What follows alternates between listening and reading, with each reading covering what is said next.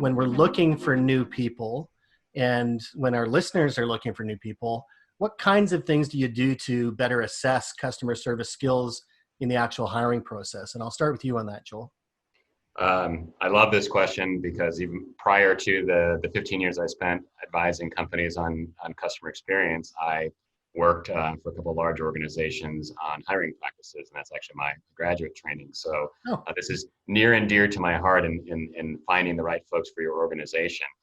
With customer service, it doesn't have to be complicated. Yes, there are assessments out there that you can use if you're hiring a lot of people, and, for the same types of roles that have been validated and confirmed that they actually work and predict good customer service. But there's some really simple things that you can do that we do here at Tiger Paw to make sure that the people that you bring in the door are suited for customer service roles.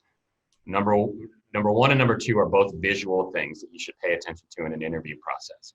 Does the person smile in a resting state? And you might ask, why does that have to do with customer service? Because if the person is grumpy and they just have a scowl on their face all the time, that's how their persona is going to be perceived by others who they're interacting with, whether they can see them or not. And they just might be a grumpy person who's not excited about serving other people. So look for that smile when you're interviewing people. The other thing is eye contact. Corey was talking about the personalization, picking up the phone or that in-person meeting. Going to an in-person meeting and just looking down at your phone or looking down at your paper, that's not the same thing as looking across the table, looking somebody in the eye, meeting their gaze and reading their cues. So as you're interviewing, yes, I get it. People are nervous during the interview process, but if they're looking at the people in the room who are interviewing them, that's another good sign that they could be wired for customer service. Do they use your name? That's personalization. Some of that personalization you talked about in the written communication, that's a verbal cue to you that they recognize that they're not just there for a job and with the company, that they're working, have the potential to work with the people in the room and need to know those names. So those are some of the observational things, but then some techniques that we like to use in our interview process. There's two of them. It's two questions we like to ask about. One is, can you tell me a time you had a difficult interaction with the customer and how you handled it and what the outcome was? And when you ask that question, it's not just, hey, did they resolve it? What you need to be listening for is empathy. Did they understand why the customer was upset? Because almost always it's going to be an upset customer, right? Did they acknowledge without your prompting why the customer was upset and acknowledge that that was okay? Did they accept personal accountability for helping the customer resolve their issue, regardless of whether it was their issue or not? So let's say you're doing phone support and you had nothing to do with writing the software.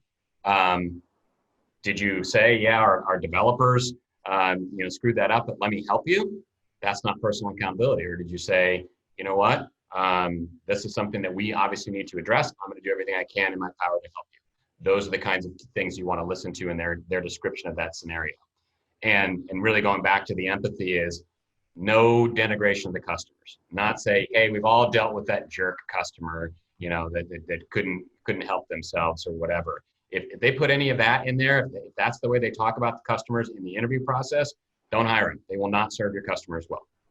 The last thing that I would add that we put in our interview process, especially for our customer-facing roles, is a question that you asked us earlier. How do you define good customer service? Ask that person to define it. If they're cognizant of that in their own life, about what makes for a good customer experience, just in terms of their own needs, and can describe a good customer experience they've had with some retail vendor or some other service provider they've interacted with, if they recognize it, then they're more likely to be able to deliver it to others on your behalf.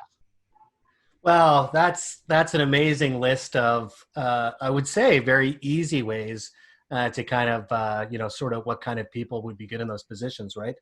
And, the one point that you mentioned there is when, you talk about taking responsibility, even if it wasn't your direct action. I've always called that falling on the sword, right? In other words, although you're not directly responsible for that thing that might have happened, you are still, as a representative of that company, directly responsible for their experience, right? So it doesn't matter, who's at fault, trying to push blame and everything else. All the customer wants to know is that you're listening and that you care. I love this idea of empathy, right? Being able to, to do that. So Corey, what about yourself? When you are looking at people for customer service in your organization, what are you looking for? Everything Joel just went through is pure gold. I mean, that nails it. I think part of, to expand on one of those points, I think part of what happens as human beings, when there's an upset customer, as human beings, we get defensive. Yeah. And well, that's not my fault. It's the programmer's fault. So don't blame me. But that's not what it's about. To what you were saying, West, is I'm representing this company. So if you had a bad experience, I'm sorry that happened. How can I help you resolve this? But I see people get defensive personally, even if it's not about them. The person's upset about business, not at them. So being able to separate yourself and not get defensive, but to immediately put yourself in that person's shoes and have the empathy to try to find a resolution. That's kind of a human roadblock that we have to get over sometimes, and some people are better at it than others. The only thing I would add to what Joel said, and actually there's a couple things I'm going to start doing out of what Joel said, specifically asking people to define customer service, I think is sweet.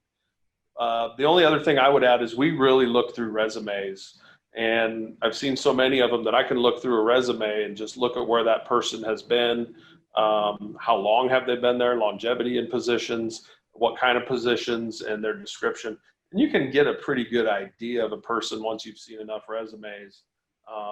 It's kind of a leading indicator. You still need to have that conversation and ask those questions, but you can glean an awful lot of the experience that someone's been through. So I had a question for Corey as a follow-up. So Corey, you have to hire people that have specific technical aptitudes who are going to be then directly interacting with your customers as well. How do you effectively balance the need for that technical aptitude and the need for the good customer service skills when you're hiring? That's a great question, because some of the smartest technical guys are not the most social guys sometimes. When you find that unicorn that has both, that's a wonderful thing. And we've got a number of guys like that here at Americom, but that balance can be interesting. And sometimes in our world, that technical knowledge is necessary and very valuable. So I'd be lying if I said there wasn't times in the past that we had to kind of, here's the guy that's going to do it, but why don't you work through this project manager type of thing. It's not ideal to make those kind of concessions, but sometimes in our business we do it. We're pretty blessed that we've built a team that can communicate well and do those things. But yeah, those unicorns can be hard to find sometimes. Well, it's interesting you call that a concession, Corey, because what I would suggest is that's good business, right? So you need the technical expertise as you described. You have to have somebody that gets all of that stuff. They don't have to be the people that are on the front lines. Right. And if you can complement that person with somebody else on your team that gets the customer side of it, that's a win-win. I really appreciate you sharing that. And I know that our listeners and our viewers do too. And we are out of time. So in the interest of respecting both of your time, thank you so much for taking the time to actually do this interview today. You can get more information and more learning at www.tigerpaw.com. Just look for the resources tab and you'll find some additional learning materials, both in podcast as well as blog format and of course video.